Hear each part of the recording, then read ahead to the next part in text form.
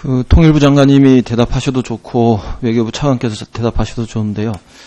북의 핵실험에 대해서 정부가 사전 인지하셨죠? 감지하신 거죠?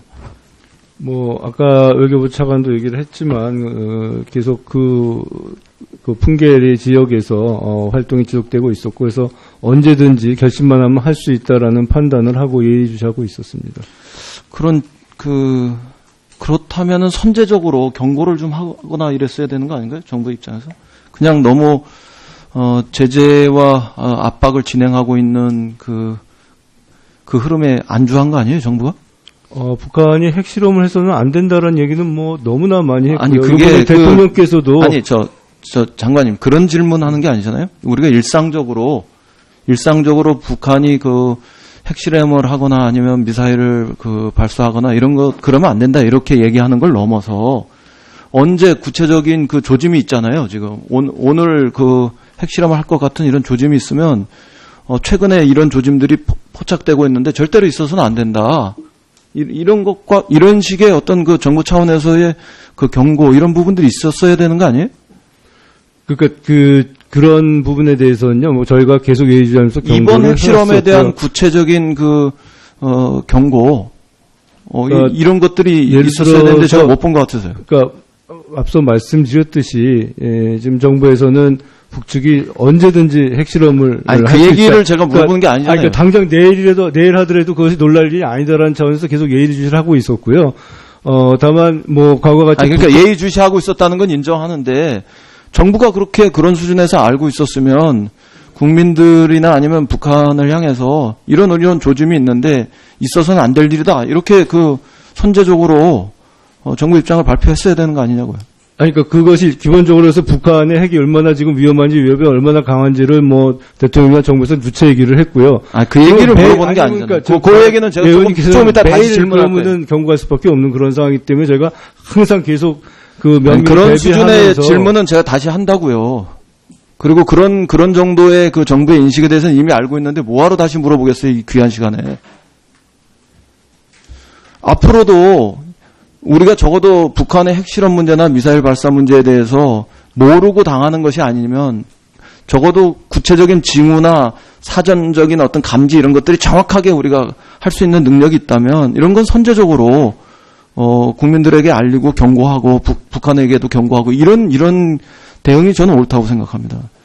그렇지 않고 있잖아요. 제가 어떤 의미에서는 정부가 그동안 제재와 압박 일변도에 이런 정책 거기에 그렇게 안주해서 관성적으로 대처하고 있다 이렇게 보여져요. 절대 그렇지 않습니다. 그런 게 아니면 이렇게 합시다. 적어도 지금 북의 핵실험과 미사일 발사 이런 국면이 이전 단계와는 새로운 국면 단계로 진입했다 이런 걸 인정할 수 있죠. 예를 들면 이후에 실험의 빈도수라든가 핵실험의 빈도수 그다음에 미사일의 어떤 발사의 빈도수 이런 것들이 늘어났고 그다음에 기술력 이런 부분들이 이전 단계보다는 고도화됐다는 부분들이 보여지고 그다음에 이 문제가 잘못 발화될 경우에 심각한 어떤 위기 위험 이런 걸 초래할 수 있다는 부분들이 우리가 훨씬 더 긴장감 있게 받아들이는 이런 단계로 진입한 거 아닙니까?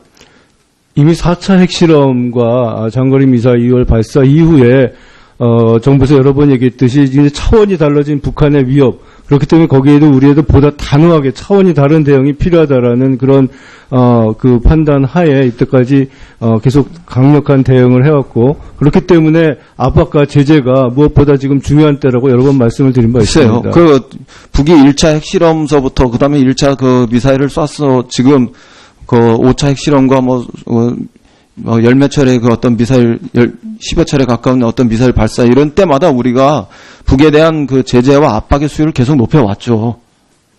그러니까 그리고 성능이나 기능이 고도화될 때마다 더욱더 강화하고 이런 것이 상응하는 수준에서 대응하는 거는 당연한 거죠. 그러나 적어도 지금 이 부분들이 그냥 1에서부터 2, 3, 4, 5 이렇게 그냥 단계적으로 올라가고 있는 국면으로 인식한다면 그건 좀 너무 아니라는 거 아닙니까? 본질적으로 차원이 달라졌다는 대응 그런 차원에서의 대응을 그러니까 본질적으로 다른 대응, 다른 발상의 전환 이런 것들이 요구되는 시점 아니냐고요. 그 1차부터 지금 5차까지 국제사회와 계속 외교적 공조를 취하기 위한 노력을 했고, 또 군사적인 어떤 그 대처 수준도, 예컨대 우리가 핵무장론이 나왔습니다만 핵무장에 대해서는 우리가 취할 수 있는 그 선택이 아니니까 그 미국과의 어떤 그 전략적인 공조, 미국의 뭐 핵우산을 활용하는 문제라든가, 더 고도의 군사적 기술을 가지고 대처하는, 그 활용해서 대처하는 문제라든가, 새로운 무기를 도입하는 문제라든가, 이런 등등을 통해 가지고 계속 상응하는 수준으로 대응을 높여왔잖아요. 예, 그렇습니다. 그런데 그런 과정에도 불구하고 본질적으로 북한의 그 핵실험이라든가 미사일의 발사 이런 것들을 지금 막아내고 있지 못한 거잖아요. 전 이런 제안을 해보겠습니다. 그러니까 우리가 적어도 이 핵국면을 중장기화 시켜서 적대적인 공존의 이득을 남과 북의 정권이나 아니면 그 남과 북 차원에서 이렇게 취하려고 하는 것이 아니면 적어도 이 시점쯤에서는 이런 적대적 공존 비슷한 이 국면의 고리들 이걸 끊어야 되지 않겠습니까? 예, 지금 그걸 끊어야 된다라고 정부도 얘기를 하고 그 악순환을 끊기 위해서 우리가 어느 때보다 단호하고 강력한 대응이 필요하고 그러니까 단호하고 강력한 대응이요. 1차 실험 때보다 5차 실험 때가 더 높아지겠죠. 근데 그거는 1년에 동일한 연장선상에서 1, 2, 3, 4, 5 이렇게 높아지고 있는 거라고 보여진단 말이에요. 제가 이런 제안을 해보고 싶어요. 이제는 그 핵과 미사일이 더 고도화되기 전에, 그리고 이거 더 심각한 대결 국면으로 진입하기 전에 그 2000년 초반에 그 페리 프로세스와 같은 제2차 프로세스 이런 부분들을 우리가 좀 생각해 봤으면 좋겠습니다. 그리고 이게 적어도 내년에 우리가 제재와 압박을 이전 단계와는 굉장히 다르게 지금 구사하고 있다는 이런 그 1년이 되는 시점쯤 돼서 냉정하게 평가하면서 이런 새로운 시도들 이런 거 해봤으면 좋겠습니다. 저는 이게 박근혜 대통령께서 대통령으로 후보로 출마했을 때부터, 그리고 대통령 취임하셔서 일정 단계의 통일은 대박이다 이런 말씀하실 때까지 구상하셨던 한반도 신뢰 프로세스 이런 것과 크게 다르지 않다고 생각합니다. 예, 그 의원님 말씀하셨듯이 1999년부터 그 페리 프로세스라는 것이 나왔고 그다음에 2000년대 들어와서는 4자회담, 6자회담이 있어서 9.19 공동성명까지 나왔습니다. 근데 그것을 다 파괴해버리고 이제 6자회담은 죽었다라고 얘기하는 것이 바로 북한입니다. 작년까지 의원님 말씀하셨듯이 한반도 신뢰 프로세스를 통해서 대화를 통해서 신뢰를 쌓고 이 핵 문제와 선순환을 이루겠다고 대화를 여러 차례 시도했습니다. 하지만 아까 말씀드렸듯이 그 순간에 북한은 핵 개발을 계속하고 핵실험을 아주 철저히 준비를 해서 결국 1월 6일 핵실험을 했습니다. 그렇기 때문에 저희가 이제는 정말 의원님 말씀하셨듯이 차원이 다르게 대응을 해야 된다라는 그런 단호한 조치들을 취해 온 것이고요. 아니, 제가 여기서 이 중대한 국면에서 정권 차원의 그 정책의 옳고 그름에 대해서 시비를 붙을 생각이 없어요. 저도 예컨대 이명박 정부나 박근혜 정부 때 북의 그 핵 문제나 미사일이 훨씬 더 고도화됐다. 이런 식의 그 작은 그 시비거리를 만들려고 이런 논쟁을 하거나 이런 제안을 하는 게 아니에요. 예, 저도 알고 있습니다.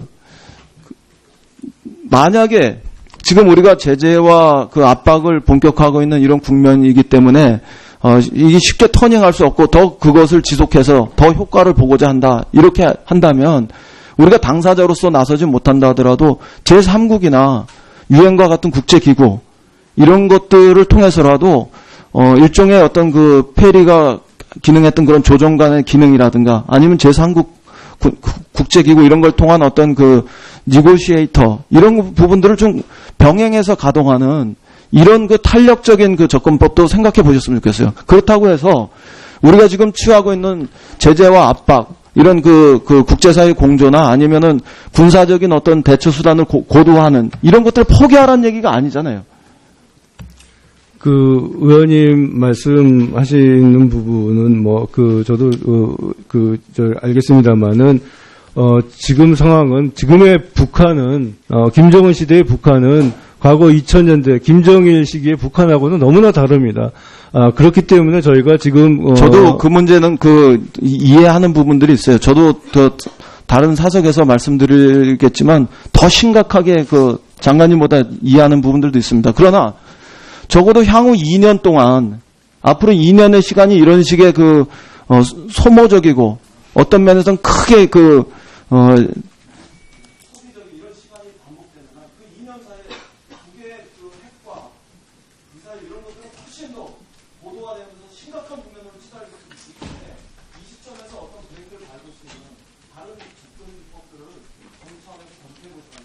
예, 알겠습니다. 다만 그 대화와 타협이 필요 없다라는 것이 아니고 할 때가 있다라고 생각을 합니다. 또 그 상대가 어떤 생각을 하냐도 저희들이 봐야 될 것 같고요. 지금 이 문제는 섣불리 대화와 타협을 시도할 그런 문제가 아니고 정말 우리 안보와 국민들의 안위가 달린 중차대한 문제인 만큼 저희들이 보다 단호하고 또 신중하게 대응할 필요가 있다고 생각을 합니다.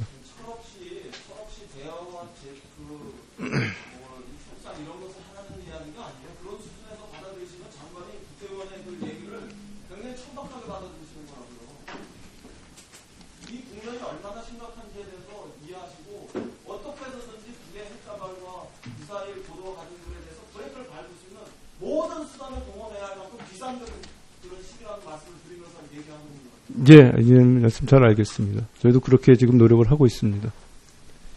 네, 이인영 의원님 수고하셨습니다. 이번에는 최경환 의원님 질의해 주시기 바랍니다.